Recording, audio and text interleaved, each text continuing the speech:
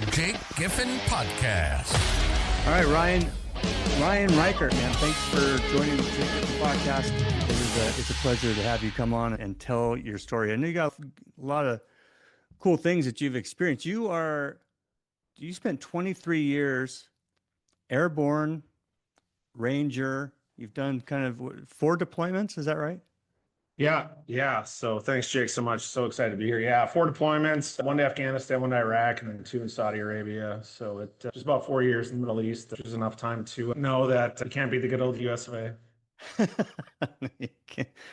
Not when you got guys like you over there. Thanks so much for your service, and thanks to whoever's following you and here's this podcast. I do every couple of years, I do free coaching for veterans, somewhere around Veterans Day. So I got a heart. It's kind of one of those things where you look back on your life and you think something that I would have particularly enjoyed doing. Probably not going to Afghanistan, but definitely I got a lot of respect for you guys. And a lot of people listen to this podcast who are absolutely love veterans, love Christians, love veterans. So you're like the whole package, right? Can't beat it. But did you see combat when you were over there? Yeah. Afghanistan was certainly the one that would have been, I guess, the first one and the one that was probably the most action of the 4. It was Cowboys and Indians back then, 2004. The ROE was still not loose, but it was certainly different than Iraq in 2009. And Saudi in 12, 13, there wasn't much going on then. And then in 19 to 20, the Saudis had a lot with the Houthi rebels and so forth that they would have fought. So for us, where we were at was more drone strikes and other things that happened. Abqaiq was bombed in September of 19, which kind of really, the PTSD that I had from the multiple deployments definitely got reactivated. I remember that shortly after getting into country and moving out with the boys. We were on the eastern side of Saudi Arabia. Yeah, I really struggled after Abqaiq was bombed. Just the constant night terrors and stuff like that I'd had for many years, but there are ways to work around strengthening your mind. And unfortunately, when you let the demons back in, it just kind of where the curve for the worst started with some of my drinking to curb some of those things. Was the PTSD, was that from Afghanistan, the 04, 05? Yeah, that's where it started. Coming back from Afghanistan 05, we moved to Fort Benning, Georgia. So Columbus, Georgia, south side of Atlanta. And that's for me. I can remember we had our first little girl, Lauren, and previous to her being born, but like every night I'd wake up in the middle of the night, a mouse could fart, I'd wake up and basically I'd check all the windows and all the doors in the house, make sure she was okay. And then I actually have this brown leather chair I've had for over 20 years now. It's like my blanket, right? My little protection. And I'd sleep in that pretty much every night and not go back to bed. And that's the way it still is today at times. Yeah. Excuse me. Yeah, it's all good. What, if anything, did you learn from? Are there any similarities between, let's say, actual combat, boots on the ground kind of wars and the spiritual wars that we fight now? No, I would say they're very similar because today and the coaching that I do and my focus now on turning to Jesus Christ for truly the saving of the mental mindfulness, the mental toughness and so forth it sounds wild. Somebody who still does suffer from PTSD, that I believe you can condition your mind through your spiritual enlightenment. I used to have a saying, you can't put in what God leaves out. I think that's like from the IQ side of things, but like from our emotional intelligence and really getting a greater understanding for our spirituality. I walk that line of when everyone's like, you're so religious. And I say, no, I'm very spiritual. My spirituality is extremely strong. And so the belief, I talk about it a lot in my first book and getting the emotional side of it in the second book, but where you're really getting into the spiritual warfare like you're talking about. And if you think negative, you're going to get negative. It's just very simple. So I think from a PTSD standpoint, when we auto replay those things, and sometimes it's ingrained and it takes a lot of work. There's a lot of great things that you can do clinically for support. I certainly have my my psychiatrist, my psychologist, so on and so forth with the VA, and get some great support there in talking and walking through some of those things. But for me today, it's the service that I do, the giving back that you get that instant, it's almost like adrenaline, right? That shot of spirituality that creates this, I don't know what the right word, I call it your spiritual practices. Like you can't have spiritual without ritual. It's just the things you focus on and how you execute your day allows us to be more successful. When I think back to the regimen and routine that we had. So yeah, just thinking back to that though, I think that's the side of it to me with the spiritual, I call them spiritual practices. It's something that I focus on in my coaching and mentorship programs. Yeah. And What are you doing now? You say PTSD, which for the most part, you're overcoming with the rituals and I assume it's daily practices. What are you doing that's helping that?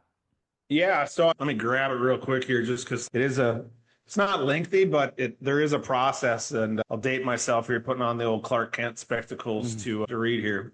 But yeah, just like from the art protector development is what I call it, the umbrella of things, but your spiritual practices, it's upon awakening, you have prayer, meditation, and just your overall attitude of gratitude. There's 6 key elements. I call them just steps, and it's smile, say please, say thank you, excuse me, I'm sorry. Repeat those while you talk to people, just like we're having a conversation here. Just being kind. There's a practice of fasting, and this doesn't mean just like not eating. This is if you get 4 hours a day of screen time or whatever that looks like, let's try to do 3 hours and 45 minutes. Let's try to do 3.5 hours. Let's start to minimize the things that impact like our execution on a daily basis. And then you write 10 things you're grateful for. You pray for 3 people that you do not adore. Yeah, That's a nice way of saying 3 people you don't like at all. Yeah. Growing up, my mom, she was a school teacher, love her to death, and 40 years in North Dakota public education. And she would never let us use the word hate. And so for me, my whole life, I thought hate was like using the F word. And the more and more that coming back into my following Jesus Christ, like hate's used, it just means to love someone less. And so like when I think of that, I still don't like to use hate. When I say adore, it is a side of it to where it's and not to do that. It's just a thing. And that to me was the greatest enlightenment when it came to, I think, the like almost rebirth. Like I was rebaptized this past year. And for me to truly say I was like reborn, I think that's probably around the time when I could actually literally every single day pray for the people that at one point in my life through some of the things that I've gone through did not wish them well at all and would hope that karma or whatever. And now just know, like I have to forgive them. I have to wish for them to be blessed as much as I would like to be blessed. Yeah. Just because there's differences of opinion or truth or how we carry ourselves, you can't carry that around. And if that rucksack gets really heavy if you keep those stones in there. Yeah. Another big one now today, these are the 3 things I have to do before I start really what I'd say my day. And it's your daily wins. So it's a physical win, which on here I make it simple: walk, run, lift, swim, or anything else you'd like to do physically. A mental win: read, write, create, learn. A spiritual win: pray, meditate, study, grow, whatever that is. And so May, you can't see her here, 3-year-old golden doodle. First things first, like feed her, walk her. Yeah. I sit, read my Bible, and then I work out now. And that wasn't the case when I sobered up 20 plus months ago. Probably the initial thing was just my physical win, whatever, was just walking her around the block so she didn't pee and poop in the apartment. Yeah. Like it just grew. After a couple months, we built our stuff up a little bit. And she's, I'd like to go around a neighborhood. Could we do that? And then it was like 2 neighborhoods. And then we were walking a few miles a day. And over time and space, I was laid off like a year ago last July. Yeah, so this past July. So it's 13 months now since I was laid off. Fortune 500 America. And that was good. It gave me 2.5 years of seeing what it looked like if I wasn't in the big green machine for 23 years.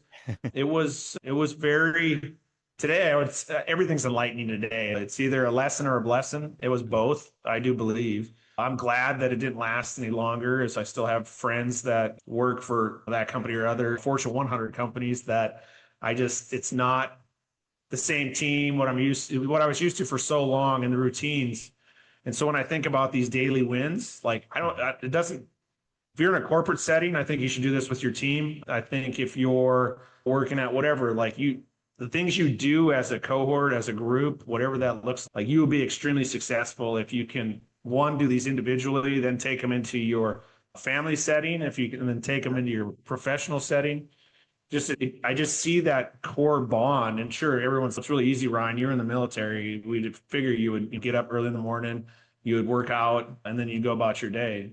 But just that trust that you build and the communication and through friction is really one of those things. Then I do take a military AR after action review where it's like, where do you sustain your wins? Where do you improve your wins? And then what actions do need to be taken across your wins?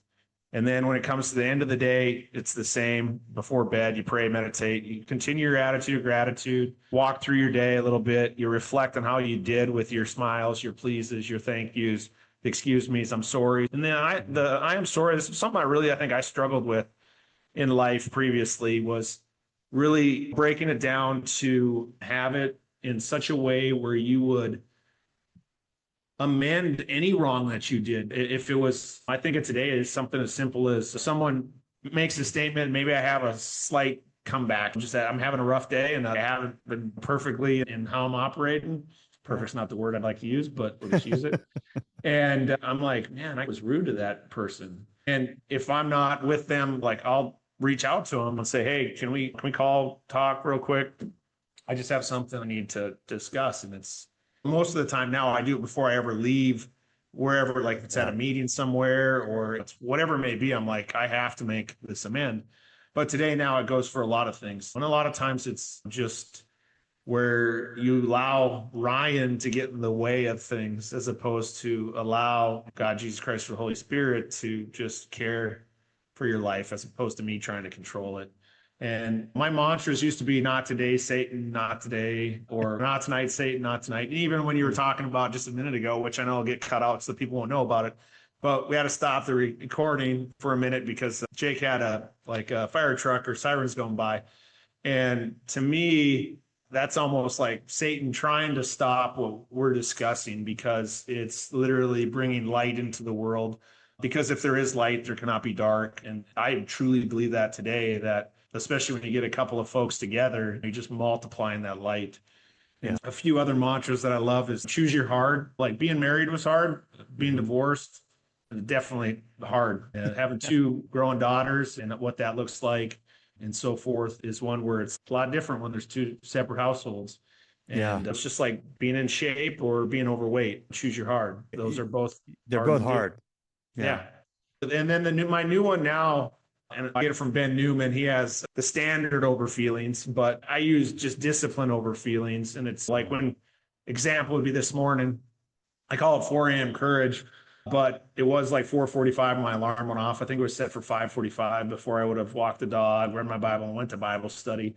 And discipline over feelings was I did not feel like getting up at 4:45, but I did because if I would have laid in bed for another hour, I felt like crap when I woke up at my alarm time. And I got to get in workout prior to it all. So it freed up some space to do some work and other things that I would have pushed on later in the day or maybe never done. And that to me is where I think the biggest thing is the reflection of seeing where we're at. And I've been in some super highs in life and living peak performance, peak everything. And I've certainly seen some dark valleys. And what do you think is did you start doing this ritual? Did you start doing the ritual 20 months ago or did you start doing it a long time ago? No, so I don't know. So I would say 20 months ago is when I would say it's initially started, just parts of it, when I sobered up. So I took my last drink the 26th of November, 2023, 5 p.m. It's funny, I have a picture still on my phone. It was never meant to be. It was a picture that I sent my now ex-wife. I was like, last beer, I'll be home in whatever. I probably told her that I don't know how many times that day, starting at 11 o'clock in the morning. She probably didn't believe you anymore. And that's the thing. I'd sent it. And that was the night, unfortunately, that a lot of things happened in our relationship. She had known that I was talking to other women on Match.com on the internet and so forth. We'd always gone on a guys trip to Vegas for NASCAR. I'd been to the strip club previously that year. And we had, what's the thing called? Live 360 on all our phones for the kids and me and whatever. And I was in such a terrible spot. How we talked about probably prior to the show about brutal honesty. Yeah, you want to talk about just being a liar and just being not a kind human being. And so, yeah, the 26th of November, that night, I committed adultery in the physical form. And then from there, the next day, I went to my first AA meeting. And it's just one to me where at that moment, it literally, it's like, I can just think, I talk about like Bugs Bunny and the Looney Tunes sometimes. Where it's, I made a wrong turn there at Albuquerque, Ryan, kind of thing. Yeah. The good Lord's like literally sitting at like a bus stop there or whatever. And it's, man, I can't stand when this happens, but I know once he does this, that he's committed all 7 of the mortal sins basically at the end of the day. And now my child will come back to me. Yeah. Kind of thing. Where like all those years maybe where he was carrying you or whatever it looked like. And it was finally like, all right, sweet. I'm gonna put him down. He's gonna be on his knees. He's gonna have to crawl for a while. But this is where he is gonna like turn it around. And it's like in a good book, it's like in a movie.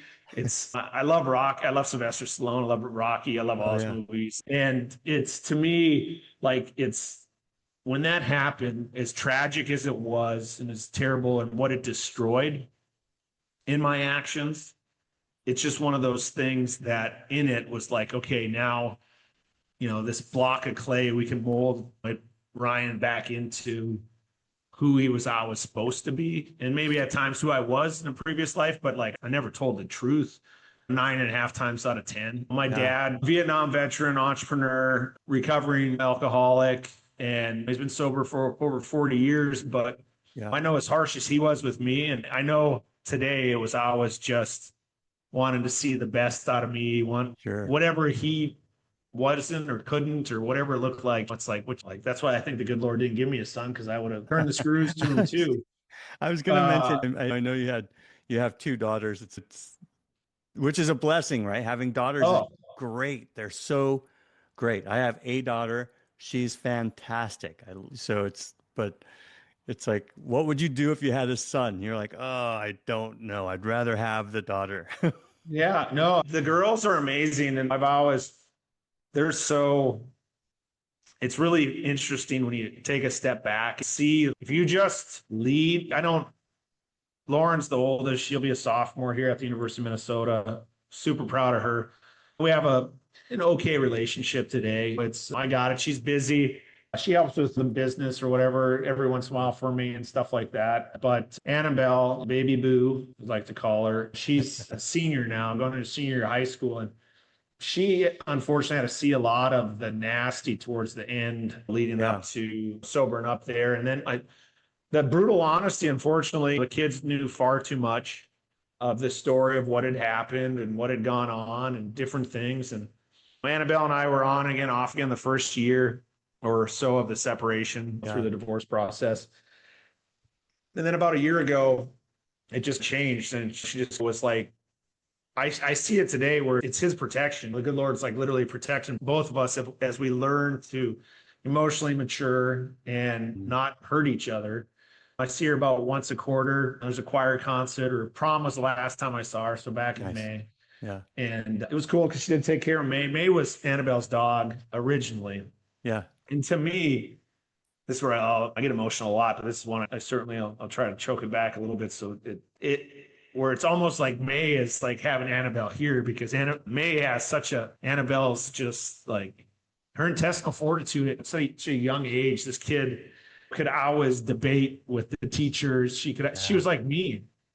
Yeah. And that might hurt for her to hear me say that, because there's probably a lot of me that she doesn't or love, maybe similar to my own father. There was a lot of things that he's done that I don't love. And it's those generational curses we were talking about, that if I don't be brutally honest, like the girls will have to, they would have to take it on. Like they'd have their husbands or whomever partners like commit adultery or cheat on them, like kind of thing, or whatever it looks like. So for me I had an interview like a week or two ago about that. And they're like, why are you this way? Why would you run a business where like all your dirty laundry is out on the street? And it's part of the program that I've signed up for. Yeah. To where you're going to help somebody else out that isn't ready to tell the truth, but they'll hear it from you. They'll read it maybe in some of your literature, I got a course coming out here in September that maybe Nice. that'll help people understand that it's just part of the story. Yeah, It's just, and you're you going to know, be being bulletproof means that there's in First John 1 and 2, he talks about having fellowship with God and having fellowship with one another. It's that fellowship is that tight koinonia bond, brotherhood thing, probably something you're familiar with from your service. And it's in order to have that, John is telling the people there that what is required is to walk in the light as God himself is in the light. That means, in essence, that there's no secrets. There's no skeletons in the closet. There's nothing you can hold over me. There's no blackmail. There's no anything that you can point out. It's all out in the open, and I am who I am. yeah. No, it's when you quote scripture like that, to me today, it's almost this, and I've seen it happen with me. It's happened with a number of guys that I've worked with. I'm not religious. I'll never read the Bible. And I just say, just look at the Bible. It's a big book. It's 66 books. Just read it like you would read the instructions to your new vacuum you got or whatever initially. And then just read, get your brain working. It doesn't have to be day one. For me, I think it was probably, I started going to church pretty regular, grew up Catholic, married Lutheran. Now I'm just a follower of Jesus Christ, reborn. And it's just one to me. I took the course Alpha, which was super amazing because you believe one thing and then it's to actually get a little further education in something. You're like, oh, that's interesting. Oh, that's interesting. Yeah. And somebody who rarely, I have a little combat pocket Bible. What's that? It's probably sitting over here somewhere. Anyways, that I read a page or two here and there, like over time and space in my service. Yeah. But it was never like I'd probably cast stones at guy. Oh, look at that guy. He's a Bible banger. And now I'm like, I'm like, man, that's so amazing. At 20, you had the strength to profess your faith and show it like before you would do PT with us. Anyways, just a lot of things today when I look at my routine where it's don't be afraid. Like whatever you are, whatever you love about your life, be proud of it. And if it's something that you shouldn't be proud of, right? I'm certainly not proud of the first few minutes we've had a talk now, the last 30 minutes, but it's something where it's part of your past. There's nothing you can do about it. All you can do now is focus on today and today alone and just be kind, show the world love and do better. And that to me is like where all of us, everybody's got a past. I mean, it just. Did I understand you right when, I don't mean to interrupt, but did I understand you hit the night that you had your last drink is the night you cheated on your wife? Yeah. Crazy. So you're celebrating one high. First of all, you're clearly obviously ramping up to stop drinking, right? This is like your last night of drinking and you have your last beer. Whether that was or not, I imagine there were some failures before that. It's funny you say that, Jake, because like to me, I still remember when Michelle was like, I think you have a drinking problem. I don't know how many months prior to that. And it was always like, I don't have a drinking problem. You're like, no way. I love drinking. I don't have a problem. Like, this is the best thing ever. I'm not like my dad. That was always, anytime that came up, you're so like your dad. If I was arguing or if whatever.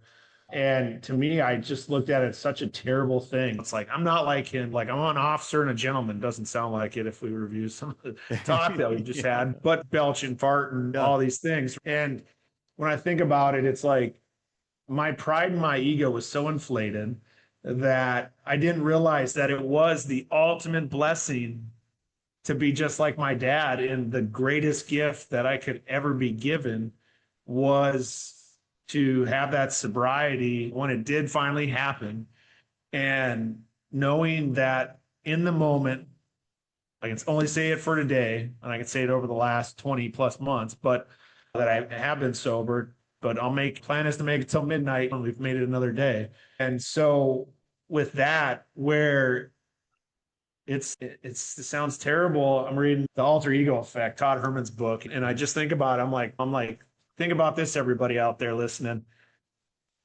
You got Clark Kent, you got Superman. Who's the alter ego? Who is the alter ego? And I'll just put these back on for a quick second. Yeah. And it was Clark Kent. Superman was the real deal. Clark Kent was the alter ego. And I guess to me, what I mean by all that is I was Dr. Jekyll and Mr. Hyde when it came to drinking kind of thing, and evil when I drink. And I'd been arrested when I was in college for drinking and driving. The September before I sobered up, I'd been pulled over and went through a field sobriety test. And only by the grace of God the Minnesota State Trooper was Army, ex-National Guard. The Army card, huh? What's funny is I was like, I'm so going to get like flambéed. And he was like, he asked me, do you have any eye or head problems? I was like, yeah, I have PTSD. I served in the Army 23 years, yada, yada, yada. And he still put the screws to me. And then when he's all done, he did the normal one. It wasn't the first time in life I'd had a field sobriety test. But he's like, all right, go home, do 100 push-ups, teach your kids that you should follow no closer than 300 meters at night at speed and so on and so forth. And I was probably like, got on that one. All right, whatever. It's like just the military version of a Hail Mary. Yeah, totally. And you think of all those times that got a good buddy, tells a great story of he's high, drunk, and whatever, and was in his car at the red light. And he's praying. The cop pulls up behind him. He said, Lord, please don't allow me to get pulled over and get a DUI kind of thing. The cop puts his lights on. He's, and the cop goes around him and pulls the guy over in front of him for whatever, right? 2 weeks later, buddy gets arrested for DUI. It's just like in those moments, we don't realize that's your little tap on the shoulder. It's, hey, just letting you know, you got a problem. And I know you're not done yet. It's like a warning You'll shot. review and reflect on all this. And it's just like the same thing, right? When we think like we're in the valley and it's like you're coming in and out of it, maybe a little ebb and flow. And I just laugh at this last year since being laid off, where I was like, I was in such a good spot. I still remember it because I was up at Lake of the Woods. My dad and I go fishing, where our family went the last 40 years fishing. And we were just there 2 weeks ago, literally like this same time I was last year. Yeah. And I was like, hey, do you remember I got the call and I got laid off, blah, blah, blah. And he said, yeah, you're in really good spirits. And I was like, think of what's happened since then. And I started Our Protector LLC in December. Now I call it Our Protector Legendary Leadership Companies because you have the books. Now I'm actually helping people write books. The media side with the podcast that I co-host with Lisa Sander, Our Healer, Our Protector. So call it a media side. I have the coaching and the mentorship side as well now. And then coming up in October, we're going to start doing retreats, couple retreats. And I know a lot of folks are like, really? You're divorced? And it's, yeah, exactly. Wouldn't you want to talk to somebody who knows like that if you don't put the work in, just like in sobriety, just like in working out, just like in anything, if you don't do the work, you're not going to look like Arnold Schwarzenegger. You're not going to be able to live a serene life. And you're probably not going to stay married. Yeah, no, you gotta, it's like anything else, man. If you're gonna go into combat, there's certain skills and certain tools that you're gonna need to have emotionally, mentally, and then you're gonna need to know how to use the weapons at your disposal and troubleshoot those when they break down, because at some point they're gonna break down. What do you do? What do you do in real life when your relationships start cracking up, or when you lose your job and you have, let's say, PTSD or a history of some kind of abuse? It's like you have to have a strategy that you're going to use to combat those things that reoccur. Yeah. Today I call it the war of purpose, built to break, because we're all going to have things just like you stated, Jake, that are going to break us. I had a buddy literally lose his job on Tuesday. Yeah. And we were talking together about it. And I was like, dude, like, this is awesome. What was your severance package? Like 4 weeks. I was like, okay. And then you can go on unemployment and you can take a break for the next few days at least. Yeah. And he texted me today. He's like, hey, remember that job I was telling you about or whatever that I did an interview for the other day? I was like, yeah, I took it and I'm mad that I did. And I'm like, yeah, because you're trying to control things that the good Lord's literally like trying to be like, hey, man, yeah, I'm here to help. This is the getting pulled over, the little tap on the shoulder. Hey, I'm going to start squaring you up for some stuff in life that is going to be really good. It's going to hurt like hell. And you're going to be like, I really enjoyed that 6-figure job I had. This one only pays me half. And we're not talking multi 6 figures. So we're quite a bit less. Yeah. And I'm just thinking to myself, man, I'm like, I wish you would have called me again before you signed your agreement, because I just was like, I look at it today as sounds terrible, but the divorce, losing my job, like all the different things, like through that pain, greatness comes. And I know it's hard for people to hear that. I know it's hard to go, okay, Ryan, yeah, you're doing great and everything's wonderful. It's all rainbows and unicorns and all that good stuff. And it's like anything else. Just remember blood and tears. Right. Yeah. It's just think about like when we can't remember back, like when our parents took our training wheels off our bike for us. And you've spent some time in the driveway learning how to pedal that thing around with the training wheels on. It's like, you probably fell down a few times, like after they took them off.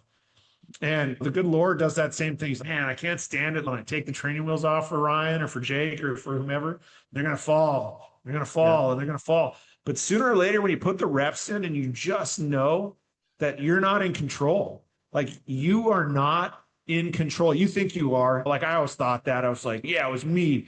The 5,000 square foot house, the luxury automobiles, the season tickets, the boats, the trips, all the stuff. That was all me.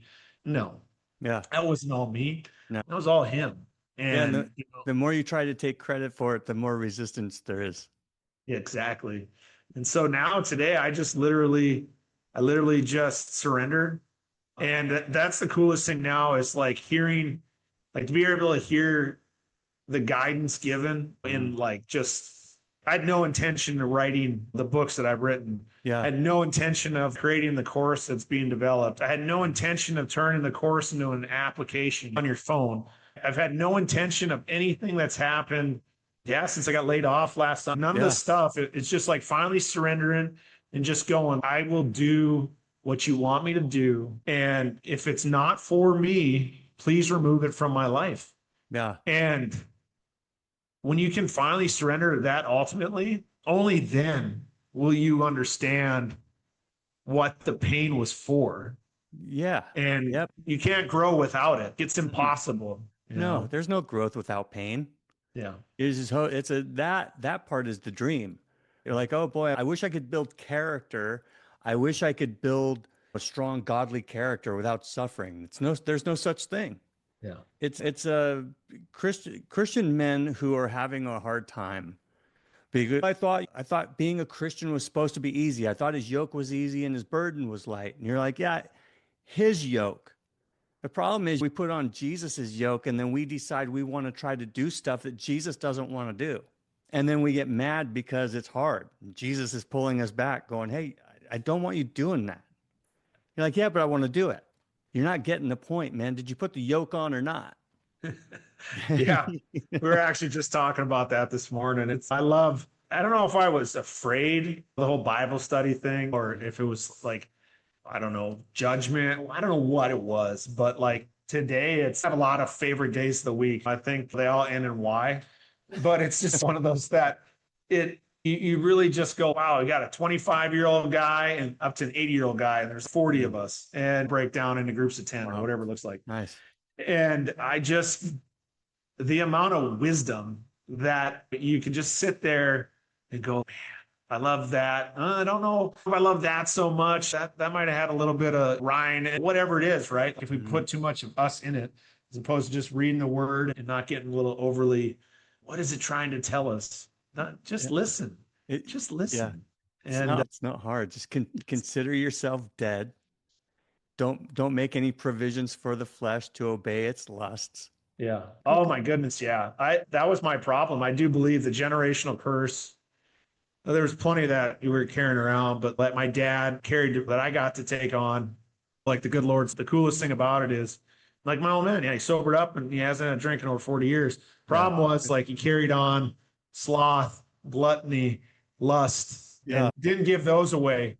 And so today it blows my mind because my whole life I suffered from like the lustfulness of just having the wandering eye. And today it's weird how that doesn't exist anymore.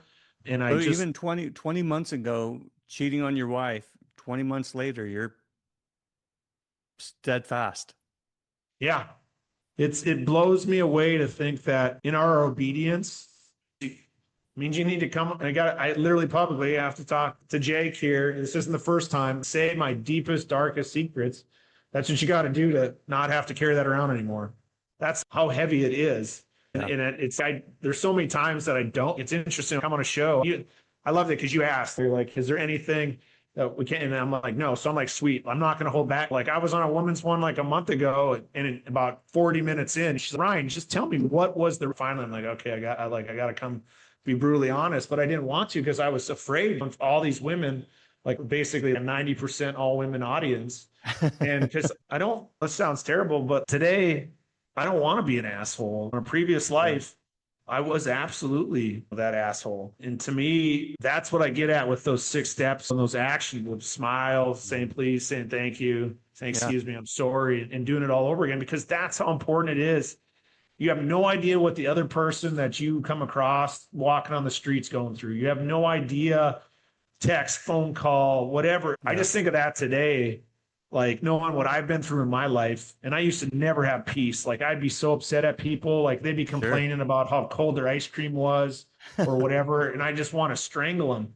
But they had peace. And that was bad. That was a bad day for them, their ice cream being too cold. And I'm like, oh, well, that's what it's like to live an attitude of gratitude, though, to be grateful, even though they're saying ice cream schools, it's not grateful. But anyways. I mean, it's not grateful. Yeah. It's complaining. Yeah. But it's the simplicity, I guess, of that. It's like, yeah. I'm sorry. It is. It's a little bit like being broke and then having somebody next to you go, oh, man, I just earned another $1 million. What am I going to do with all this money? You're like, are you complaining right now? No, but is that, and that's for all of us. And I think for me, the other side of it was I was always comparing Ryan to everybody else. And I didn't understand that I just need to be better than 1% better than I was yesterday, kind of thing. And to that end, that can look a lot of different ways. Yeah. And so today, when I see that no judgment of others, that goes a long way, because that took a lot of days before I was still measuring everything. And the last one for me was self-worth versus net worth, because I was like, oh, when I make this much money or I have this much money in the bank and yada, yada. And so then the good Lord, there's only one way to fix that. We'll take you all the way down to 0. And now I understand that it's no big deal. I'm like, oh, we went down to 0. Actually, first time in my life, I didn't have an overdraft, but like the day I woke up, I checked my checking account. It was negative $4.35. This is literally just maybe 2 weeks ago. Yeah. And I was like, oh my goodness, what's going to happen? Are the cops going to come and haul me away to bad bank court? Whatever. And I'm like, oh, okay. I got a little bit of money, and I think this business account, okay, I'll put it in my personal account. Okay, whatever. Not much here. But in that, it was like, that didn't hurt at all. That didn't kill me. And so that's what he's going to do to you. Whatever your fears are. Like I was afraid of the dark for the longest time. Watched Nightmare on Elm Street when I was like 5 years old, my babysitter. That'll do it. Yeah. And I slept in my parents' bedroom on the floor for years. Yeah. And shoot, I still remember when I was at like Fort Benning in Ranger School, like being out there in the dark, scared kind of thing, like at 23, whatever, 2 years or whatever I was years old. Yeah. That's how detrimental when we put on repeat negative things in our life. Yeah. And to me now today, it's just, there's a big book, 66 books, like 1,100 pages, depending on what version you got. Yeah. And just being with, him in all of it. I got a battle buddy that's undefeated. It's bigger than anything I can imagine. Yeah. And now that I've had to go through my last final, whatever, which was the financial one, I know today that I'm good. Everything will work out just fine. And there's nothing to be afraid of. And you can rebuild. That's super interesting. Right now we're going through, at our church, we're going through Mark. Mark's writing about this guy, Jesus, and he just got done walking on water, getting in a boat, calming a storm. And the point of the boat and the point of the storm wasn't, oh, look, Jesus is with you in the storm. The point of the story is, who is this guy? Like, if we really knew who it was that was in the boat with us, there's not a storm big enough that would be scarier than being with him. He spoke to nature and nature obeyed him. Like you look at it and you go, who is this guy? And this is the one who says he's never going to leave us or forsake us. We are his co-heirs. We are seated with him on the throne. When he says it's finished, man, it's finished. Yeah. And No, that's crazy. That's the ultimate truth. You summed up what we've just been talking about for 40 minutes right there. That in itself is the case. And it's hard, right? Because I get it. You're going to say, I lost my husband or I lost my wife. Like, why would he allow me to go through that pain? And you have to look at it as knowing that there is something even better on the other side of that. And you're like, how could that possibly be? And it's just like, he's got it all figured out for us. Yeah. I think of that all the time when I go, oh, like this is what it's like to be loved, to be respected, to be listened to. This is what it's like to have professional freedom. So start your own business and be an entrepreneur. Don't get me wrong. It's probably the scariest thing I've ever done in my life. It's harder than hell. It's so you know, hard. Because it's like, I'm going to have a business coach. And you get a business coach and you're like, man, I'm getting tired of getting kicked, where every day. This guy like is relentless. But it's like he's built successful businesses and he knows the work that needs to be put in. Yeah. And it's the same thing. It's, you want to go run a marathon? I think back to when I was running marathons. It's like, sure, you never run a marathon before the marathon, but you might run a couple of 22, 23 milers kind of thing. Yeah. And this is, how am I ever going to get those last 3 or 4 miles? But don't worry. Your mind will quit well before your body ever will. And so that's where we need to put the work in to build our mind up to know. And belief isn't enough. You have to trust that he has it figured out. He's gone before you. Yeah. He literally, like the path, it might not smell nice. It might not be paved and whatever else, but just know it's okay. It's going to be amazing. Yeah. You just have to trust. That's the key word, trust. It's in my world, like when I'm talking to guys, we never say, why would God? That's never like a sentence that's uttered in our groups, because that assumes that God somehow owes us an explanation as to why he's doing what he's doing. And you don't need to know why. You just need to know that it's him. And he's changing us in some way. All last 2 years I went through. Last year I had 5 surgeries. Yeah, it sucked so bad. It sucked so bad. But and I'm laying there and I'm thinking to myself, all right, Lord, what do you want to teach me? Like one night I'm laying there, I'm going, Lord, what are you trying to teach me through this? And I just felt like he was telling me, you don't need to know what the lesson is. Just know that it's having its effect. Be steadfast, wait for it to have its effect, and you'll have peace. And I was like, all right.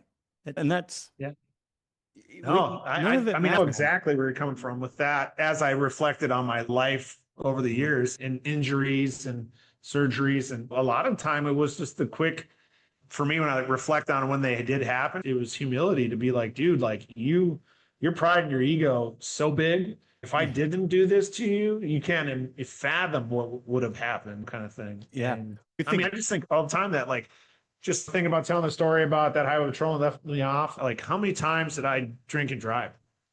Oh yeah, and I never got away with it. And I never killed anybody. I never maimed anybody. I just think of all the things that happen when we make those poor decisions.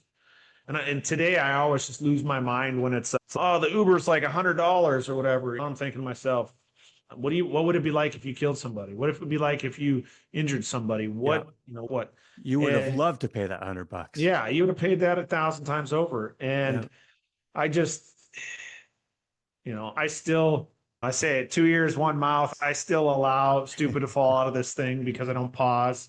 I don't reflect sometimes when you let your emotions creep in that cause your feelings to make you say stuff that you're like, wow, can't rewind that. What was the burning bush moment for you? 20 months ago, you were high and banging chicks that weren't your wife. What was the turning point, man? When did Jesus just give you that big smack that turned that car around? Yeah, it was crazy. I think it was, so I remember it was November. So like deer season had happened and I'd been deer hunting like my whole military career. So this would have been like maybe second year after I retired, because it's been 3 years now since I retired. and you can group hunt here. So I shot 3 bucks, and the last buck was like this massive whitetail, super awesome, Nice. on my now ex-mother-in-law's farm. I had to find some new land to go hunt on.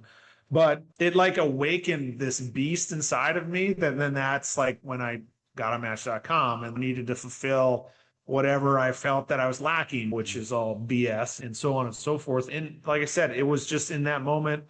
I remember, call it, let's see, 26, 25, 24, like probably the 23rd or 24th of November. I was talking to one of the gals when I was walking the dogs, went around like our big neighborhood where the big house was. Call it the big house because one, it was a really big house. And then two, for me, feeling sorry for myself, I thought it was like a prison. Yeah. But Meanings. Nice. yeah, exactly. Right. Like just how mature I was. And so got caught, came in, was still on the phone, was walking with the dogs, and the garage door opens and it's Michelle. And I'm on the phone. Who are you talking to? And in that moment, I could have lied again, like any other time I lied about something. I drank. What'd you do? And I was like, I'm talking to another woman. She obviously shut the door and started crying. And then that's where like Annabelle would have heard a lot of the commotion and what happened. And she was the first one to learn and see what destruction can look like in a family and a marriage and so on and so forth to that level. Yeah. And we were going out that night with some old ex-friends or whatever, and then told them, and I was like, hey, we'll help you figure it out, whatever. We'll see where this goes. And I couldn't stop the madness in my mind. Like it's just one of those that I'm unhappy. Like I said, think negative, get negative kind of thing. That's right. And just kept rock and rolling. And then that's just where it did. Once I sobered up, it was literally Google. I Googled AA closest to where I am. This is where it gets really crazy. So the meeting that I went to is the group has a certain squad name, but they're also known as the God Squad. And but not on paper. It's just one of those, a lot of old timers. I was like first young cat in a while. And in my mind, I think of it as like this dark and dreary, like going to almost like a casino. There's smoke in the room and like all this, right? And that's just how dark my life was at that time. Because when I go there today, it's like beaming lights and like amazing and all this stuff. And it just shows you that valley you're going to go through, right? It's going to be dark and cold and scary. You might feel all alone. But I had how many people there that they challenged me. They're like, yeah, we'll see if you come back next week. So you had the God Squad challenge you. You know, exactly. And I was like, oh, you said what? And I obviously didn't say that out loud. I didn't let stupid fall off that day. I did learn to sit for that hour and listen. And I had a little brother at work. God didn't give me a little brother, but I do have a little brother in this world today that we worked together, and he was a friend of Bill W's. And so the next night I went to his meeting and then just kept going, got my sponsor. I did my 90-90, and that's how I created a couple different other programs. Harvard had a habit study. If you do something for 21 days religiously, right, or spiritually, you can obviously form that habit for a lasting time. I was like, if I take the 90 days that I did, throw on a little bit of the military strategic execution and so forth, what does this look like? And we've used it with guys in a Bill W program. We've used it in other people in this world, and it's unreal to see the transformation in people. And you just see, this is me, but I'm like, you can see the Holy Spirit in them. You can literally see a dude that like a month ago was wearing 1,000 pounds all over himself. Yeah. And ran into one guy, I hadn't seen him, started the program a month ago. In person, I hadn't seen him in 3 weeks. And I was like, holy moly. You could just tell it was unbelievable, like way he talked, how he carried himself. Yeah. And he knew like some of the stuff that he's about to go through in life. He's like, no, it's all good. It can't hurt me because like I've given it to him and I've surrendered. I've completely surrendered. And in true repentance just doesn't mean I'm going to stop. It is truly changing yourself 180 degrees from where you were. And it's literally like the mantra, not today, say not today, not tonight. It's just, you don't allow it in. And that's what's pretty special about it all. And, but I know I got to go to bed on the right side of the bed tonight. I got to give it all to God, thank him for today and tell him to protect me while I sleep. And we'll get up tomorrow morning and start it all over again. And just know that whatever happened today, if there's something that I would have liked to have done better, okay, cool. I can change that tomorrow, but I'll worry about that when it gets here. Yeah. And so just debrief it, kind of prep, do your ritual like you do. And that's like, You're rewiring the brain is not, that's the one thing that I find that guys are, when we talk about renewing the mind, like Romans 12 talks about, that's putting off the patterns of the old man and putting on the patterns of the new man. That's the reprogramming of the algorithms that used to run automatically that we're taking control of now. We can redirect, reprogram the triggers, so to speak, the things that caused us to stumble before. We can kind of reprogram and redirect the energy so that we give glory to the Lord. And that is like, it's by that, when you see the Holy Spirit kind of coming through like a man like that, that this 180-degree change, and that he's excited for life and that he's tackling things and he's at peace. That's honestly, that's why I think any of us do any kind of coaching or any kind of mentoring at all, is just so we can see it's like, that's the payoff right there. The discipleship, the ability to give tools to people who need them. Right. That's the gold.